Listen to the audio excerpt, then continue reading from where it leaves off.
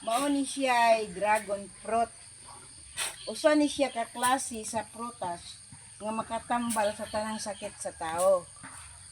Example kanang constipation nga dili makalibang. So magkuha lang ka ani og isa ka buok dayon imong i-sliceon gahi kay ni siya gabason. Dayon ang ilalom imong siya kutkuton kay humok kay ni siya. Then i-boil nimo itak-ang sa kalayo na at least 2 hours. Then mahimo na ni siyang anang tubig, murag syrup. And very sweet, tamis kaayo siya. Kung mainom ka dani nga di ka makalibang, so makalibang ka gid. Kanang no need to buy medicine and makonsider po dato ni siya nga usa ka herbal nga prutas. So this is what we call dragon fruits. Dili dragon fruits oy. Miracle fruits. A miracle fruit. Lalo po isa